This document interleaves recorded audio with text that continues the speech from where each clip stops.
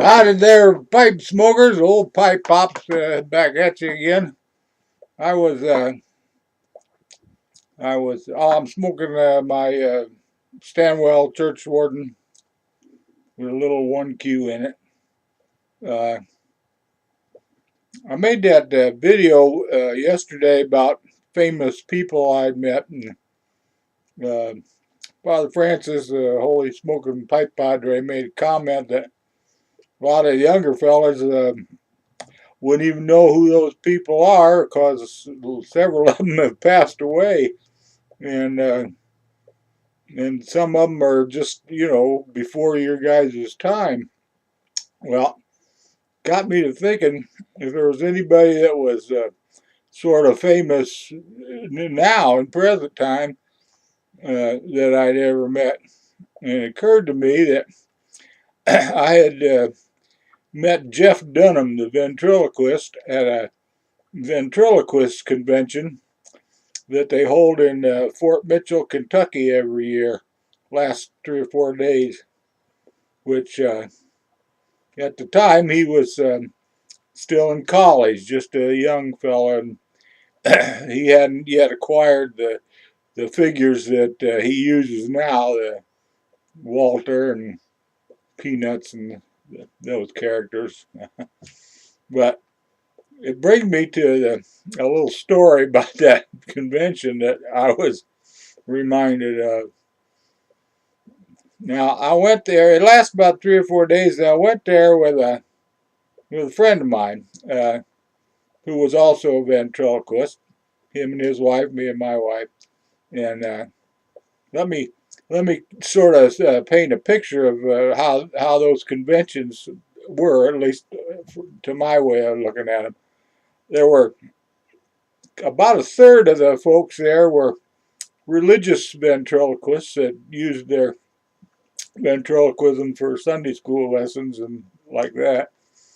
Another third were amateurs that mostly young folks just getting started, and another third were professionals, and most of them nightclub entertainers.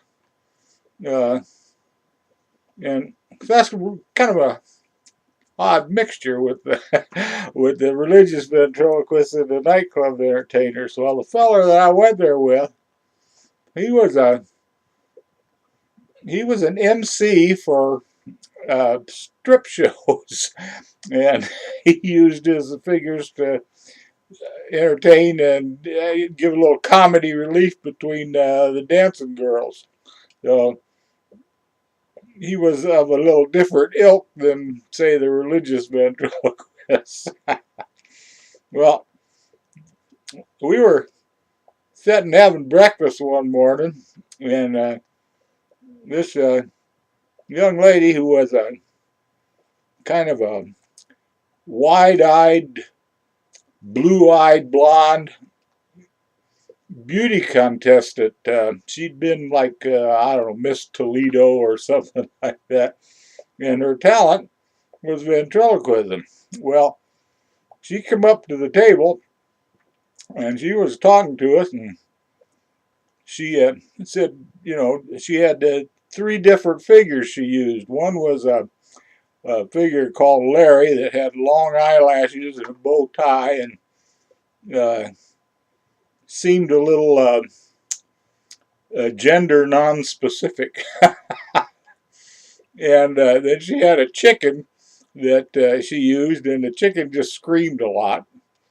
But she was talking to us, and she said, "Well, you guys have seen my Larry, whatever that done, and the screaming chicken, but you guys have never seen my furry monster."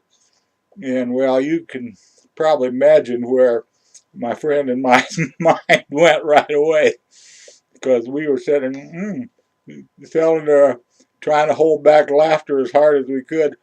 Yeah, we'd really like to see you make your furry monster talk.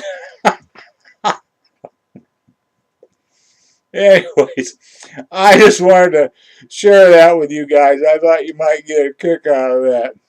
As far as Jay's question about what the what your ideal perfect job was, and uh, I think I have it. I'm retired, and I have no ambitions to be anything but that.